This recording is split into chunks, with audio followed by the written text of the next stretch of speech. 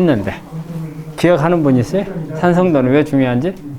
이게 네? 알칼리로금 이게 산성도가 높으면 암이하고 몸에 우리 암세포가 커지면은 몸이 산성화가 돼요, 안 돼요? 돼요. 왜 돼요? 산성화가 왜 돼요?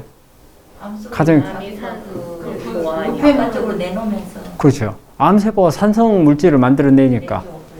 네? 산성 물질을 왜냐하면 포도당을 대사를 하잖아요. 포도당 대사를 하면서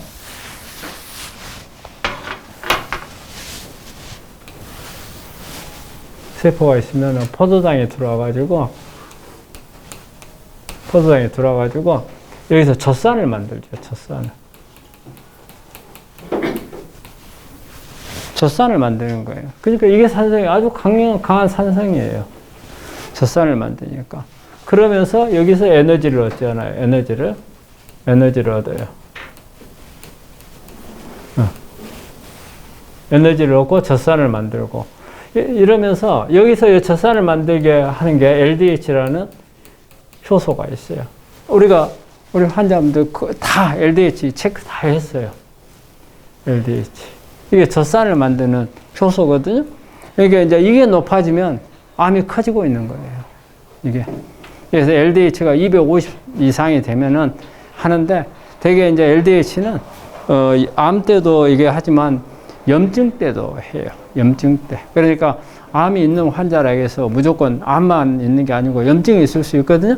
이때도 올라가니까 이제 잘 그걸 구분을 해가지고 하는데 그래서 LDH 뭐 1부터 뭐 6까지 이렇게 쫙 다 있어요. 그러면 이제 특히 암하고 관련된 것은 이제 LDH 5번. 이게 올라가면 암 때문에 올라갔다고 보는 거예요. 그래서 우리가 산성도를 보는 것은 이게 젖살을 몽땅 만들어내니까 몸이 산화가 될 수밖에 없어요. 산화가. 그 다음에 우리 일반 사람들이 산성화가 잘 될까요? 알칼리화가 잘 될까요? 왜 그래요? 네? 먹는 게 다 산성이기 때문에 그래요. 먹는 게 다 산성이에요. 우리가 포도당 먹으면은 젖산이 만들어지긴 하지만 미토콘드리아를 통해서 만들어질 때도 여기서도 뭐가 만들어져요? 산화물이 만들어지죠? 산화물이 만들어져. 그 다음에, 이거 이제 탄수화물이잖아요? 그 다음에 이제 우리가 단백질이면 단백질은 뭐예요? 아미노산이잖아요. 아미노산. 이것도 산성이란 말이에요. 그 다음에 지방을 먹어요. 지방이 먹으면 또 뭐가 돼요? 지방산. 다 산이에요. 산. 그런데 우리 몸의 폐하가 몇이에요? 우리 혈액이 폐하가 7.4예요. 인쇄 7.4.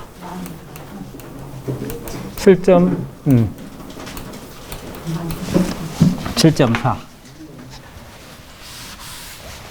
근데 우리 몸에서는 7.4란 말이에요. 그러면 우리 먹는 것은 전부 다 뭐예요? 산성이죠.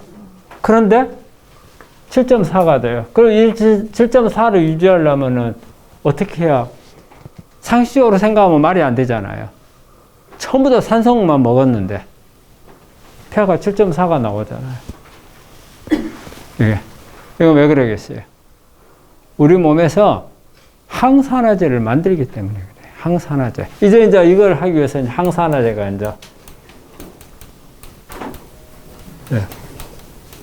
들이 만들어지잖아요. 이 항산화제들이 우리 가장 여러분들이 잘 알고 있는 게 비타민 C.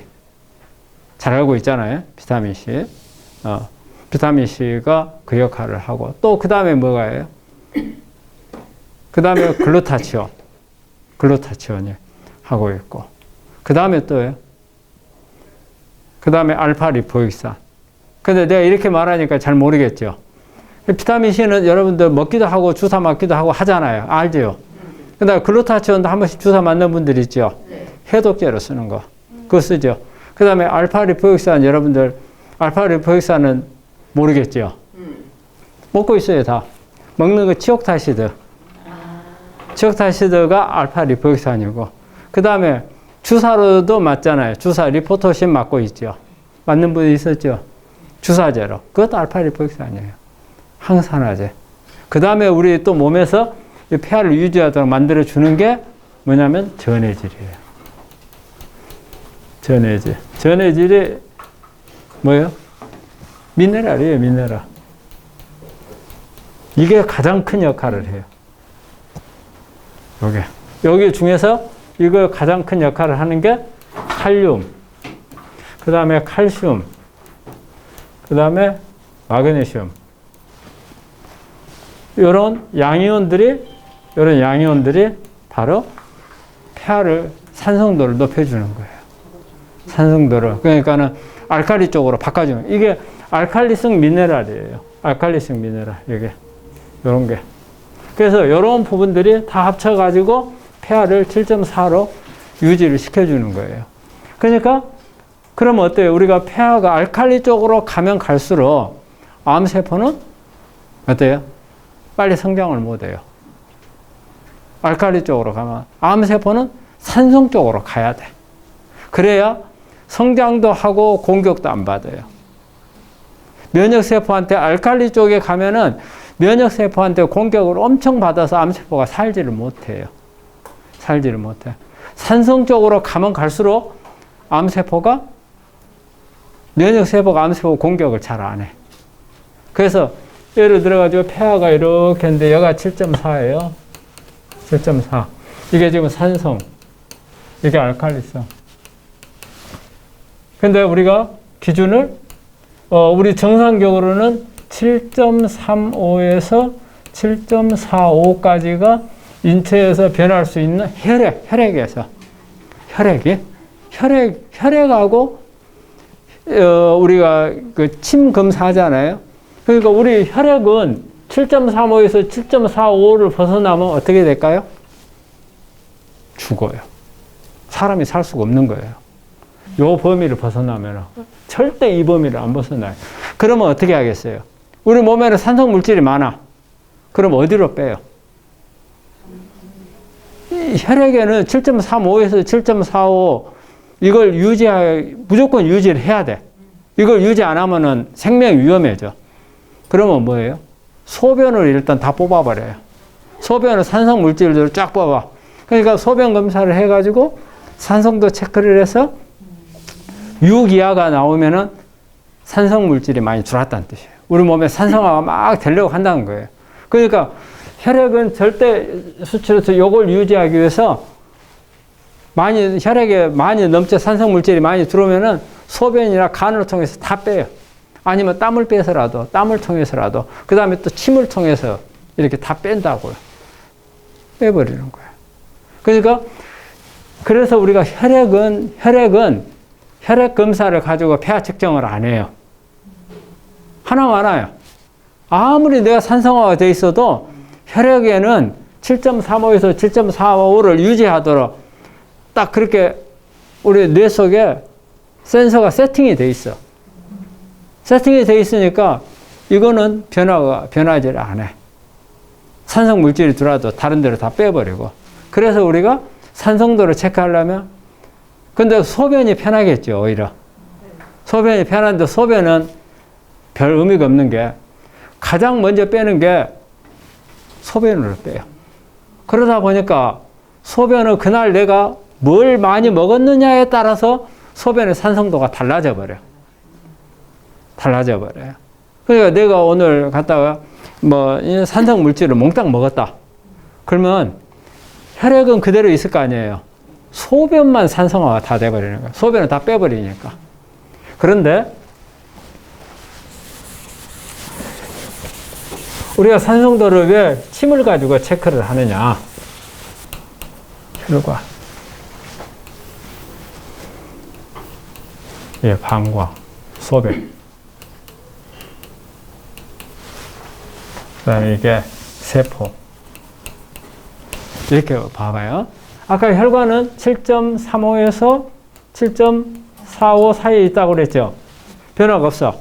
그런데 산성 물질이 몽땅 들어오면 제 1번으로 빼는 게 요리 빼버려요. 소변으로. 그러니까 많이 먹으면 소변 검사해 보면은 산성화가 됐어요. 그러니까 산성화는 소변 검사는 매일 달라. 매일. 그러니까 내가 전날 먹은 거에 따라서 달라지니까.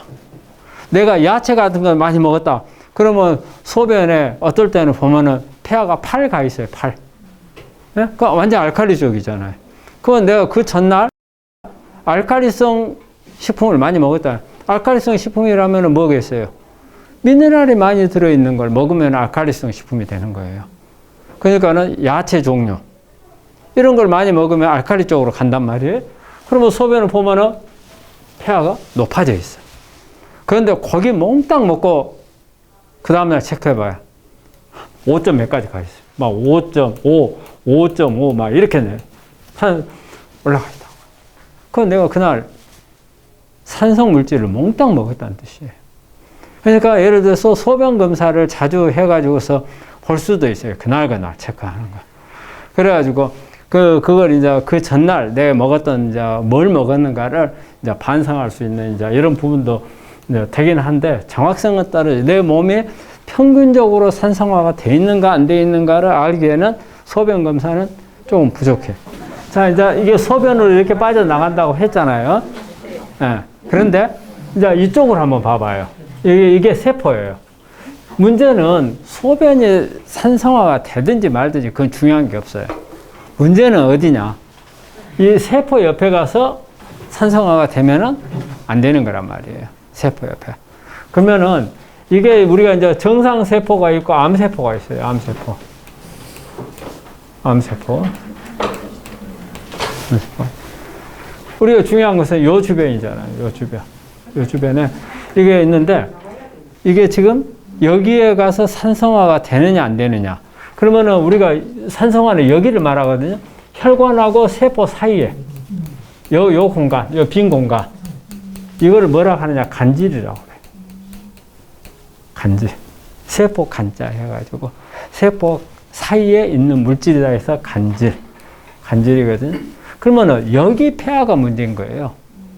여기 폐하가 이게 산성화가 돼 있으면 이게 면역 세포들이 이렇게 공격하러 나왔다가 산성화가 돼 있으면 암세포 공격을 안 해버려요. 안 해버리고 오히려 가서 여기 가서 여기 붙어가지고 다른 면역 세포가 공격을 하지 못하도록 막아줘 버려요. 그러면은 연락에 치료해야 소용이 없어요. 이 공격은 암세포는 캡슐 속에 쌓여버려. 지 보호해주는 캡슐 속에 들어가 버려요. 오히려 면역세포들이 옆에 와가지고 딱 달라붙어가지고 공격을 못하게 딱 막아주는데 완전히 경호원 돼버리는데. 그러니까 산성화라는 게 아주 단순하잖아요. 단순한데 이런 현상을 일으키기 때문에 어떤 것보다도 중요한 게 산성화인 거예요. 산성화. 이거부터. 그러면 이걸 알칼리로 바꿔주면은 이게 이제 면역세포들이 이게 이제 떨어져 나와요. 떨어져 나와서 이제 공격을 할 수가 있어. 이게 산성화가 되는 것은 이게 산성화, 그러니까 암세포는 죽어라고 해서 산성화를 하는 거예요. 안 죽으려니까. 그래서 우리가 암세포가 포도당을 이용을 하는 이유 중에 하나도 안 죽기 위해서 그래요. 포도당이 가장 젖산을 통해서 산성화를 심하게 할 수가 있잖아요. 심하게 하니까 젖산을 많이 만들어내면 지가 안 죽거든.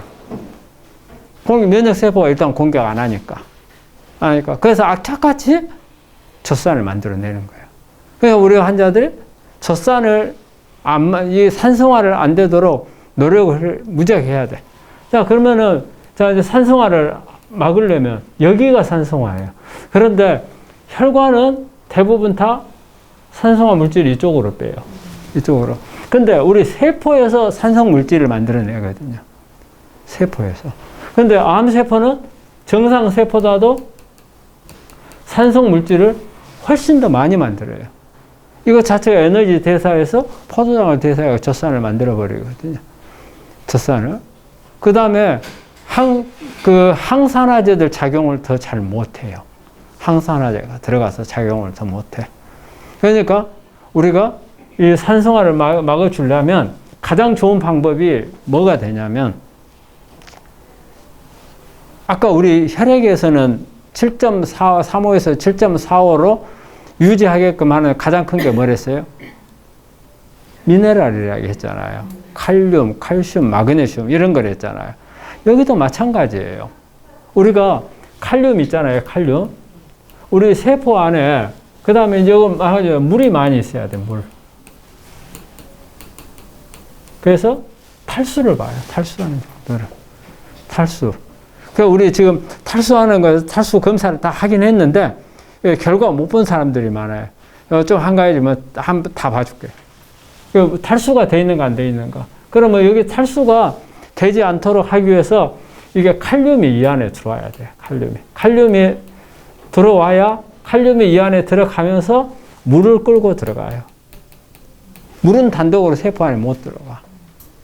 못 들어가거든요. 그래서 칼륨이 들어갈 때 물이 들어가니까 그럼 뭐예요, 우리가? 칼륨을 바깥에서 많이 넣어줘야 돼. 그래서 칼륨이 많은 음식들을 먹어라 하는 이유예요. 그 칼륨이 많은 음식이 뭐예요? 그렇죠. 다 알고 있잖아요. 내가 강의에서 여러 차례. 내가 계속 강조를 하니까. 바나나나, 그 다음에 키위나, 비트나, 야채나, 토마토. 이런 과일들. 사실은 감자나 고구마 속에도 칼륨이 많이 들어있어요. 들어있는데, 그건 어때요? 포도당을 올려버리니까 내가 별로 권하지 않는 거예요. 감자 속에 칼륨이 되게 많아요. 감자. 그 속에 탄수화물 뿐이야. 바나나도 탄수화물이 겁나 많다. 그러니까 그래서 그런 것보다는 키위나 아니면 토마토나 달지 않는 과일을 많이 먹으라는 이유가 그거예요. 근데 감자 속에도 칼륨이 되게 많아요. 근데 탄수화물이 포도당 수치를 확 올려버리니까 안 좋으니까 그래서 먹지 말라는 거예요. 그래서 이걸 먹으면 이게 칼륨이 이리 들어오면서 바로 여기에서 산성화를 막아줘요. 산성화를 막아줘요. 이 칼륨은 내가 아까 미네랄이잖아요. 미네랄. 칼륨이 제일 역할이 있고요. 칼슘이나 마그네슘보다도 칼륨은 일가잖아요. 예? 요거는 이가잖아요. 그래서 이 칼륨은 알칼리성 미네랄 이렇게 이야기를 하고 요거는 알칼리토 미네랄 그래요. 알칼리를 약간 띈다 해서 이거는 아예 알칼리고 이거는 알칼리토 미네랄이라는 거예요. 알칼리토 미네랄. 그래서 가장 중요한 게 칼륨이에요. 칼륨. 그러니까 그리 되면은 이 근방에 산성화를 막아주는 거예요. 이게 산성화를. 그러니까 이게 특히 암이 악성일수록 이게 중요해요. 악성일수록. 왜냐? 암세포가 산성이 가장 강한 암들이 줄기세포 암들이거든요. 줄기세포 암들. 줄기세포 암은 우리가 재발 전이 되는 암은 대개 다 줄기세포예요. 그러면 이 줄기세포 암은 이 대부분 다 산성화 많이 되어 있는 거예요.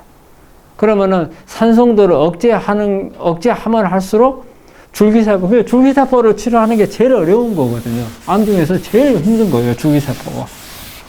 왜? 줄기세포는 항암제도 안 죽잖아요. 방사선에도 안 죽잖아요. 안 죽어요. 안 죽으니까 그만큼 어려운 거예요. 그런데 정말 간단하게 산성도만 떨쳐줘도 줄기세포가 힘을 못 써요. 줄기세포가.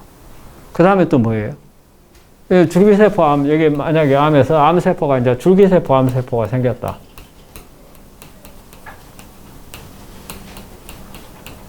이게 생겼다. 일단은 산성도 막아주는 거. 이거 죽일 수 있는. 또 뭐가 있어요? 중요한 게. 내가 면역 올리는 방법밖에 없어요. 면역 상승. 근데 이게 두 가지가 같이 돼야 돼. 같이, 동시에 가야 돼. 동시에. 왜? 면역 세포를 아무리 올려놔도 얘가 산성화가 돼 있으면 공격 안 한다 했죠? 공격 안 해요. 공격 안 해. 그러니까 산성화를 막으면서 면역을 높여야 돼. 그러면 공격해요. 우리가 항암이나 방사선은 힘을 못 써요. 아예 힘 못 써요. 그러니까 지금 우리 항암제 재발하거나 전이된 사람들 항암을 하면은 나중에 내성이 생겨버리면 안 들어버리잖아요. 그 이유가 줄기세포가 생겨서 그러는 거예요. 줄기세포가. 그래서 가장 중요한 건 면역이에요. 그 대신 산성화. 여기 보면은 내가 산성화를 강조 많이 해가지고 산성도가 전에 이렇게 우리 지금까지 쭉 여기 산성도 측정 다 했어요. 근데 보면은 산성도가 알칼리 쪽으로 간 사람들이 상당히 많이 있어요, 지금은. 근데 아직도 끈질기게 안 가는 사람들이 몇 사람 있어요. 누구라고 이야기하면 안 되겠죠. 몇 사람 있어. 그러니까 항상 이게 pH가 6.7에서 7.0. 이게 아침 기상. 그 다음에 기상 후 30분. 이렇게 체크해서 아침 기상했을 때 6.7 이하면 안 되고, 기상하고 나서 30분 후에 7.0 이하면은 산성화예요. 산성화. 이걸 잘 봐야 돼.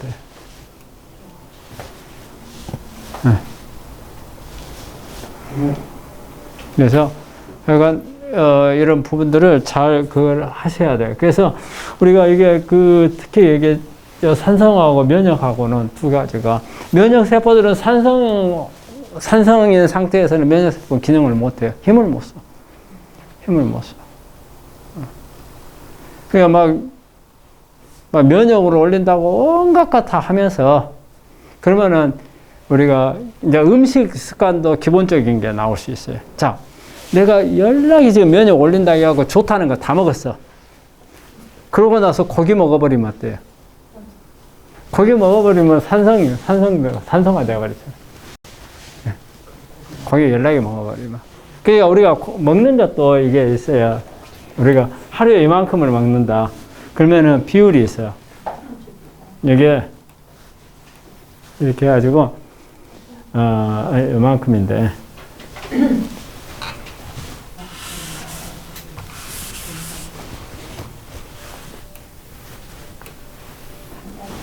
이게 탄수화물이 60%, 지방 20%, 단백질 20%예요.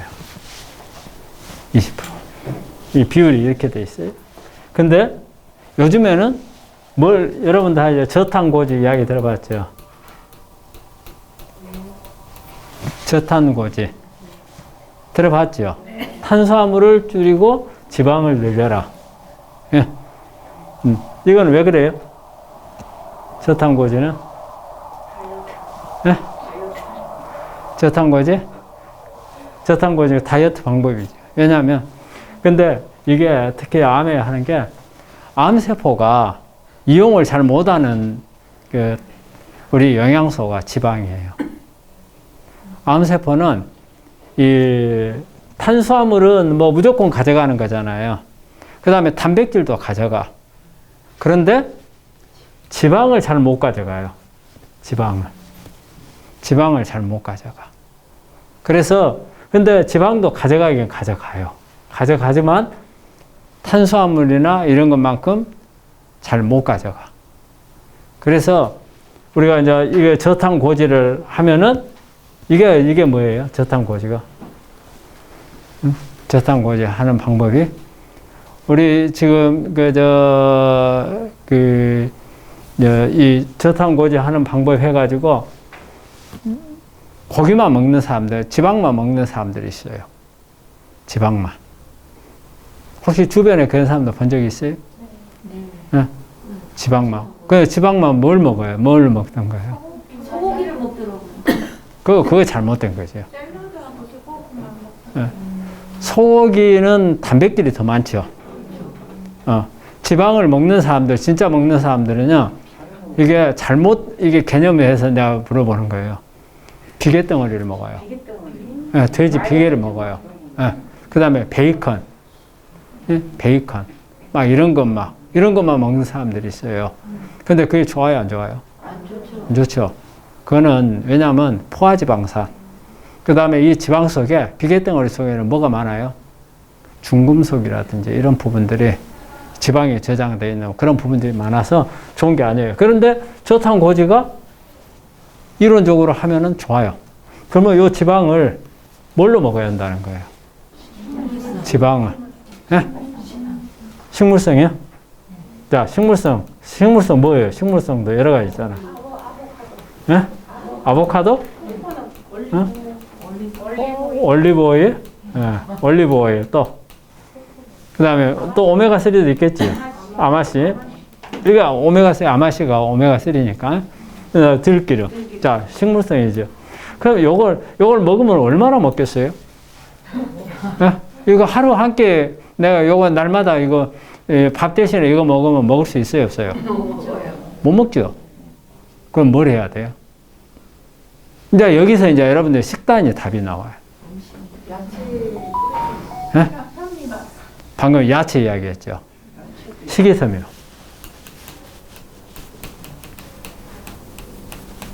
이 식이섬유는 탄수화물이죠. 식이섬유는 탄수화물이에요. 식이섬유는 탄수화물. 예? 포도당은 단당류잖아요. 예? 그 다음에 설탕은 이당류. 그 다음에 우리가 그 다음 당이 뭐라고 해요? 단당류, 이당류. 그 중간이 있죠. 올리고당.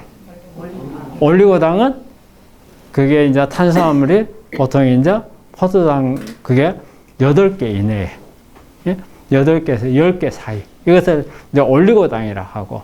그 다음부터는 이제 뭐예요? 이제 다당류로 들어가는 거예요.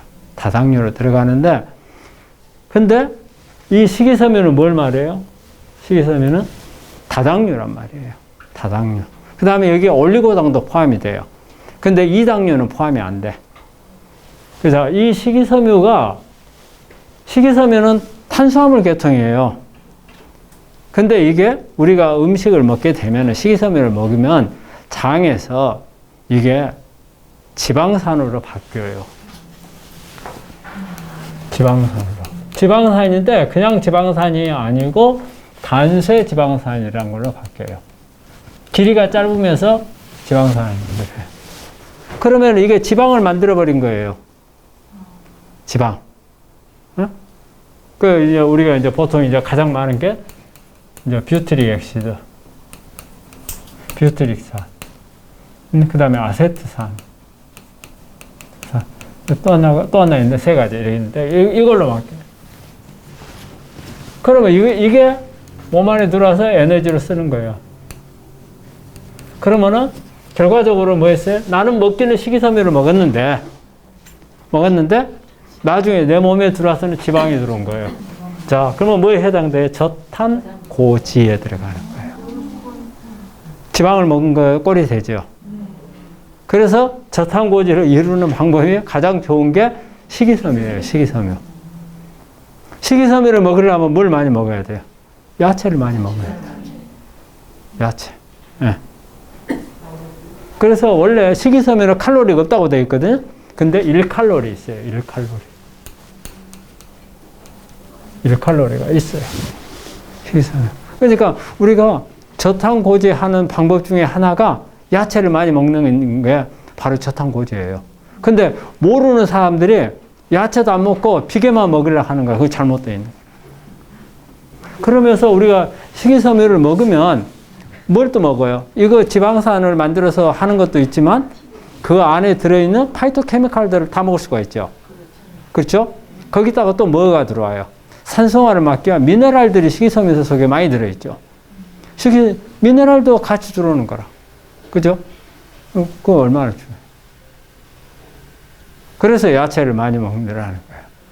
그리고 직접적으로 산성화를 하는 단백질도 많이 먹으면 단백질 있잖아요. 단백질이 우리 몸에서 필요한 것은 20%밖에 필요가 없어요.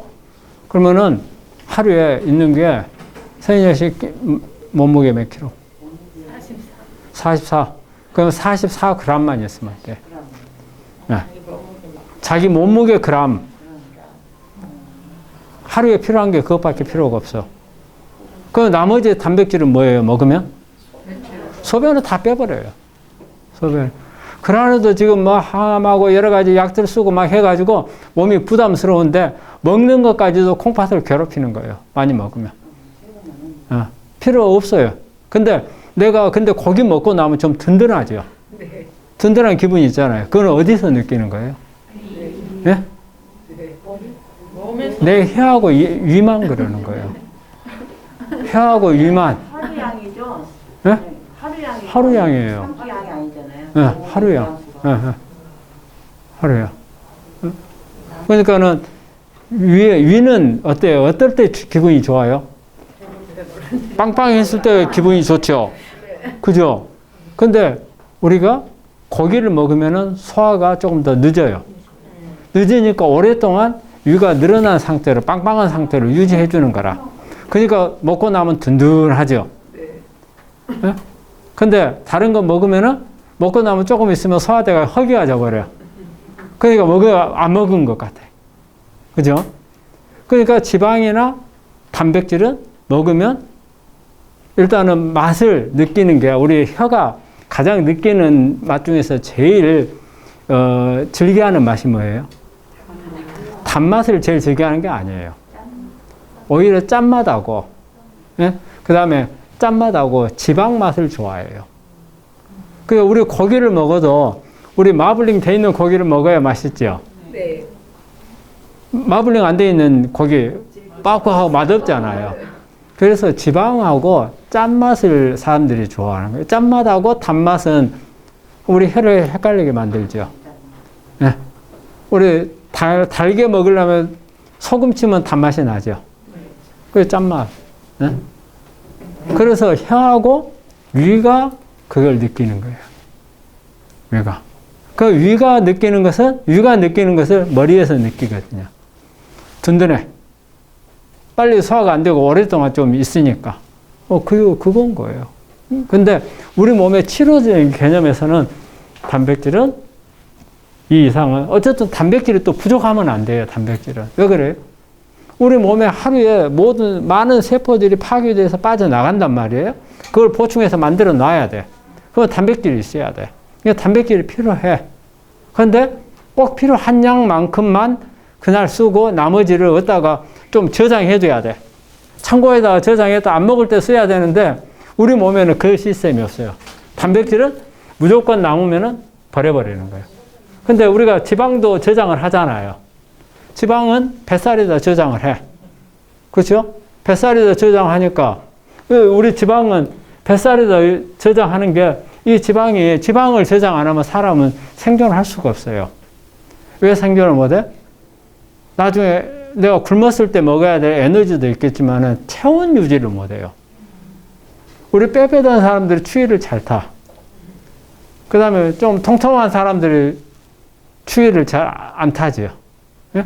더위를 오히려 못 참지. 그래서 단열을 시켜주는 효과가 있기 때문에 지방은, 그래서도 생존을 위해서 지방은 무조건 있어야 돼요.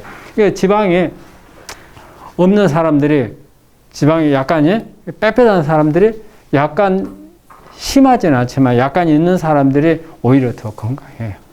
건강해요. 그 다음에 탄수화물도 저장을 해요. 탄수화물 어디다 저장해요? 간에다가 저장을 해요. 글루카곤이라고 간에다 저장해놔. 이걸 우리가 바로 느끼는 게 뭐냐면 아침에 딱 자고 일어났는데 배가 고파. 그래가지고 일어나가지고 한 5분 동안 이렇게 몸을 좀 움직이고 그러고 나면 배가 고픈 게 사라져버려. 그걸 느끼는 게 있죠. 이때 바로 일어날 때까지는 간이 일을 안 해. 그러니까 우리 혈중에 혈당이 뚝 떨어져. 그래갖고 일어나서 움직여야 하잖아. 주인이 움직여야 되니까 얼른 간에서 포도당을 만들어서 내주는 거예요. 저장해놨던 것을. 그러니까 배가 고팠던 게 사라져버려. 네? 그래서 우리가 요즘에 보면은 특히 젊은 애들 보면은 아침 안 먹는 친구들 많잖아요. 아침 안 먹고도 잘 버티잖아요. 그거는 뭐냐면 전날 저녁에 몽땅 먹어가지고 간에다가 저장해 놓은 거예요. 그러다가 아침에 그걸 써먹는 거예요. 아침에. 그러니까 젊은 친구들은 우리가 나이 드신 분들보다도 훨씬 운동량이 많잖아요. 많음에도 불구하고 아침 안 먹는 친구들 많잖아요. 그거는 간에다 저장을 하기 때문에.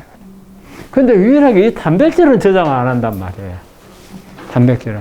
그러니까 이것을 갖다가 콩팥으로 다 빼내는데 남는 것을 그럼 그냥 빠져나가면 괜찮아요.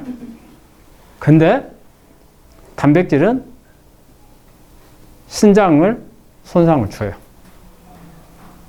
왜냐하면 우리가 신장도 필터예요, 필터. 걸러내는 거죠. 콩팥에. 걸러내는 거기 때문에 이게 무한정 안정되게 걸러내는 게 아니에요. 어떻게 보면은 이것도 수명이 있는 거예요. 그러니까 너무 많은 것을 걸르도록 만들면은 콩팥은 부담이 가. 그러면 나중에 어때요? 콩팥 기능이 떨어지는 거예요. 그렇기 때문에 이 보면은 단백질을 많이 먹는 것은 안 좋은 거예요. 콩팥 기능도 그렇지만 이게 전부 산성화를 시켜버리잖아요. 산성화를 또 다 시켜버려. 그래도 내일 아침에 고기 안 나오면 안 돼. 오늘 이야기해도 내일 아침에 고기 안 나오면 또 안 돼. 그죠? 이렇게 이야기하고 나면은 그 다음날부터 고기 안 먹는다고 고기 주지 말라고 데모가 일어나야 되는데 절대 데모 일어나 한 번도 본 적이 없어요. 실제 우리가 고기 있잖아요. 고기 안 먹어도 우리 단백질 안 부족해요. 자, 그걸 어디서 느끼냐면은 초식 동물들 있죠. 소. 고기 먹은 게 없어, 그 애들은. 풀밖에 안 먹어요. 그러죠? 그러면서 등치는 육식 동물들보다 등치는 더 크죠? 그러면 그것을 고기 안 먹었는데 뭘로 이게 단백질 다 만들었겠어요? 그 등치를 만들려면? 야채 속에 단백질, 지방 다 들어있단 말이에요. 그걸로 유지가 다 되는 거예요. 예. 근다고 해서 그런 소나 돼지 이게 고기 먹냐 그 말이라. 풀밖에 안 먹어요. 풀밖에. 그래도 등치 크단 말이에요. 그 우리 사람들이 잘못 생각해요. 우리 인간은 원래 육식이었어요? 아니면은 채식이었어요? 채식이었죠. 그게 맹장이 있는 이유가 그거잖아요. 바로 식물성 이런 부분들을 소화시키기 위해서 있는 기관이 맹장이란 말이에요. 그런데 인간들이 어때요? 나중에 육식을 하기 시작을 해서 그래서 육식을 하다 보니까 나중에 뭐가 됐어요? 잡식이 됐죠. 이제. 잡식. 잡식이 돼버린 거예요. 잡식이 되니까 그 다음에 뭐가 된 거예요? 병이 많아진 거예요. 병이. 원래 채식이 있는데 이걸 갖다가 바꾸니까 나중에는 잡식이 되는 거고 이 잡식에 그 육식에 맞게끔 모든 유전자 기관이 최적화가 돼 있어야 되는데 그게 다 안 되다 보니까 이런 부분들이 병들이 많아지는. 인간이 어떻게 보면 병이 제일 많죠. 동물 중에서도 가장 많아요. 예. 그렇게 된 이유가 바로 그런 거예요. 내일 아침부터 고기 줄일 사람들 한번 손 드는 거 한번 보자. 자, 지금도 안 먹어요. 예? 예. 나 오늘 아침에 고기 손도 안 대고. 예. 예? 그러면은 예. 생선은요? 예? 그 생선이나 육해공 다 똑같은 게 단백질이에요. 단백질이라고 해서 우리가 육류만 말하는 게 아니고 생선이나 닭 종류 다 단백질이 많지. 단백질. 근데 그래도 항암 때는 열심히 먹어줘야 되지 않아요? 예. 아니. 그러면 오히려 항암제가 콩팥을 통해서 이렇게 해독을 해서 나가야 되니까 부담 가죠. 그런데 고기 같은 걸 많이 먹으면은 그것도 콩팥을 다 작업을 또 해야 돼. 그럼 콩팥은 부담이에요. 콩팥은. 고기 안 먹은 사람들이 항암 부작용 더 적다고 이렇게 나오는. 그러니까 이런 장기의 부담이 훨씬 적게 가는 거예요. 자, 오늘 제일 중요한 건 뭐예요? 산성화. 응? 산성화를 막는 방법 중에서 제일 중요한 거는 미네랄을 많이 먹어야 된다는 거예요. 미네랄. 그러니까 미네랄을 많이 먹으려면 식이섬유나 이걸 많이 먹어야 되고 식이섬유를 많이 먹으려면 근데 식이섬유가 하루에 필요한 양이 얼마인지 알아요? 이거 알아야 돼. 하루에 필요한 양이. 네. 최소 400에서 600g. 이거 먹을 수 있어요, 없어요? 못 먹죠? 못 먹어요. 400에서 600g이면. 우리 한국 사람들이 채식을 많이 한다고 돼 있죠? 서양 사람들 채식 많이 해요, 안 해요? 뭐래요 우리가? 못해요. 훨씬 덜해요. 왜냐면 우리 한국 사람들은 다 채식을 반찬으로 먹어버려요. 반찬으로 먹다 보니까 양이 작아. 조금밖에 안 먹어요. 실제적으로 양으로 따지면 서양 사람들보다 훨씬 더 채식을 적게 하는 거예요. 적게 해. 그래서 400g에서 600g이면은 양이 이만화 되죠. 이만화 된다고요. 야채로 따지면. 이걸 먹으라 하면은 이거 그냥 이런 접시에다가 요만큼만 줘도 못 먹어요. 그죠? 다 못 먹어. 안 먹어. 이걸 먹어야 돼. 자, 그러니까 우리가 아무리 많이 채식을 많이 먹어도 오버 되는 건 없다는 뜻이에요. 오버가 안 돼. 그러니까 많이 드셔야 되고. 그래서 우리가 나노 가루를 드리는 이유가 그거였어요. 하얗게 만들어진 나노 가루 드린 거 있죠. 근데 이게 너무 단가가 비싸게 쳐서 그런데 이게 요거 하나에 12g이거든요. 이게 요 600g에 해당이 돼요. 그거 하나가 12g 준 거예요. 근데 커피 스푼으로 한 스푼도 안 줘요. 요즘에? 그래? 진짜예요. 알았어. 그래? 요즘에? 많이 줬는데 올해 지금 그래? 커피 스푼으로 하나도 안 돼. 알았어요. 많이 주라 할게. 근데 이게 워낙 단가가 비싸게 쳐서 그래요. 요만한 봉지 하나 있잖아요. 요만한 봉지 하나 만들어 갖고 오거든요. 그러면은 이게 한 200만 원 들어요. 이거 하나에. 그러니까 우리가 지금 그 파이토케미칼 여러분들 매일 물에 탄 거 있잖아요. 그거는 제가 그 상품화를 한 거예요. 그거는 내가 파이토케미칼도 유전자 끄기 위해서 하는 거예요. 그거는. 그러니까 그걸 물에 타서 환자들이 물도 잘 안 마신단 말이에요. 물을 마시게 해야 되고, 그 다음에 식이섬유를 많이 먹어야 되는데 안 먹으니까 그 안에 있는 식이섬유 속에 들어있을 파이토케미칼들이 유전자를 꺼준단 말이에요. 안 먹으니까 이것도 없어. 그러니까 그거 만든 거고. 그 다음에 식이섬유를 600g으로 할 수 있는 400에서 600g으로 할 수 있는 아무리 방법을 생각해도 소양이 안 되는 거라. 그래서 한 게 우리가 이걸 갖다가 식이섬유를 갖다가 나노로 분해해라. 일단은 동결 건조를 해서 동결 건조를 수분을 쫙 빼버리면은 10분의 1로 줄어들어 버려요. 부피가. 그 다음에 이걸 나노로 쪼개버리잖아요. 그러면은 흡수율이 6배에서 한 7배 정도 흡수율이 높아져 버려요. 그러면은 똑같은 양을 가지고 10배, 그래서 한 60에서 70배 정도의 효과를 내요. 그러면은 12 곱하기 한 60이다. 그러면은 벌써 몇 g하고 똑같아요. 720g하고 같은 거라. 그래서 이걸 만든 거예요. 이게 여름철에는 특히 우리가 조심을 해요. 여름철에는. 왜냐하면 이걸 동결 건조를 하는 제품들은 수분을 갖다가 습기를 빨아들이는 효과가 엄청 커요. 그래서 조금만 양이 많으면은 나중에 습기가 차가지고 우리 스키 차면 영 눅눅해지잖아요. 그렇게 변해버려요. 근데 비싼 돈 들여갖고 만들었는데, 그러니까는 여름철에는. 녹즙은 어때요? 아니, 녹즙도 괜찮아요.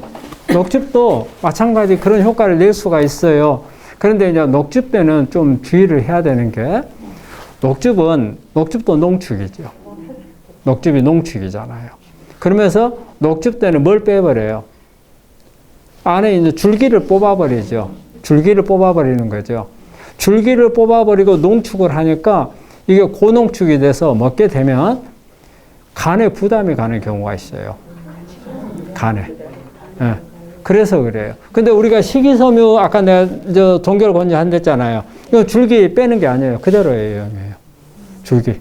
줄기도 그대로 이용하는데 녹즙은 줄기를 빼고 그 안에 있는 물만 쫙 해서 농축을 하니까 고농도가 돼가지고 간이 힘들어 할 수 있어요. 간이. 왜냐면 질문이 이거 우리 동결 건조 말고 우리가 일반 식품 건조기를 사용해가지고 식품을 건조시켜가지고. 그렇죠. 근데 그게 건조하고 동결 건조하고 차이가 있어요. 그러니까 내가 말하자면 그건 대부분 다 뭐냐면 일반 건조예요. 일반 건조하면은 안에 유효 성분의 파괴가 잘 돼. 동결 건조는 파괴가 안 돼요. 동결 건조가 그래서 가장 신선한 거예요. 동결 건조는 그러니까 신선도를 높이는 데 있어서 하나의 방법 중에 하나가 동결 건조예요. 근데 일반 건조를 하면은 일반 건조가 비타민유는 다 파괴돼 버려요. 비타민유는. 비타민유는 그 말리면서 그 말리는 거거든요. 그냥 말려요. 건조기 말리는 거거든요. 아니면은 노지에서 그냥 건조하거나 아니면은 건조기에다 넣어가지고 하고 하는데 동결 건조하고는 달라. 가열을 해가지고 습기를 증발시키는 거거든요. 그래서 그건 안 돼. 네? 뭐 그렇죠. 안 먹는 것보다는 나은데 동결 건조만큼 신선도를 유지를 못 한다는 거예요. 신선도를. 동결이 근데 뭐예요? 얼려서 갈아서 그렇죠. 건조한다는 거예요? 얼려가지고 진공 상태에서 수분을 싹 빼버리는 거예요. 네, 싹 빼버리는 거예요. 진공 상태에서. 그러니까는 완전 초저온이에요. 초저온에 얼려서 그 다음에 이걸 갖다가 진공 상태로 만들어내가지고 쫙 뽑아버려요. 고추 같은 거는 말리잖아요. 그 건조기에서 말리는 거고 그건 동결 건조가 아니고. 아니. 그럼 비타민이 파괴가 된다는 얘기잖아요. 고추. 그렇죠. 그러니까는 지금 이제 건조하는 것도 가열해 갖고 건조하면은 그게 영양소가 많이 파괴되니까 우리가 태양초 같은 것은 그냥 햇빛에다 말리는 거잖아요. 햇빛에다 말리는 것보다 가열해 갖고 말리는 게 더 안 좋다는 뜻이죠. 건조기에서 말리는 게 더 안 좋다는 뜻이라. 그러니까 우리가 건조기에서 말리는 고추는 좀 싸잖아요. 태양초, 햇빛에다가 말리는 것은 시간이 오래 걸리고 손이 많이 가니까 어쨌든 그게 더 좋다는 뜻이죠.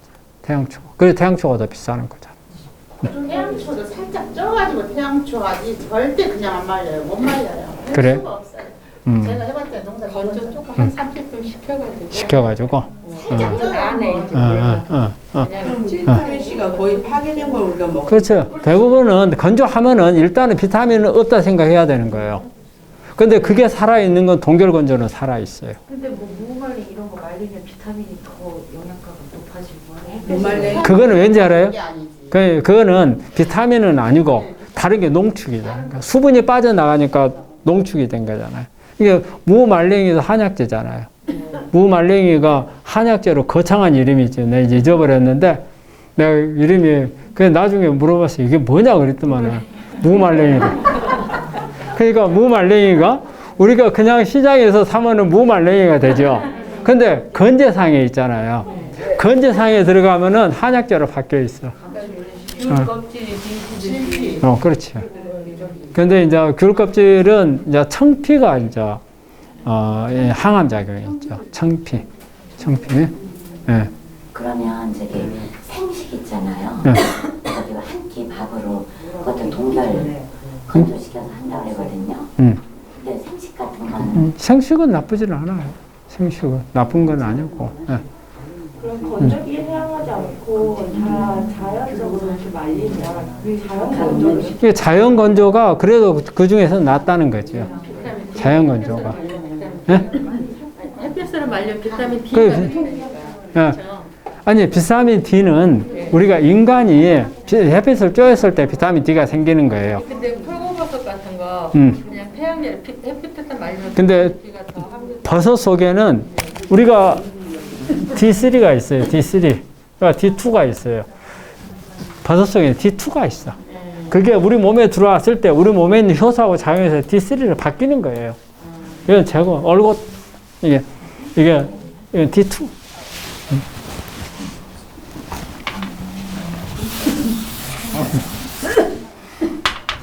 그래서 오늘 강의의 중요점은 산성화를 하여튼 막아야 된다 하는데 여기 보니까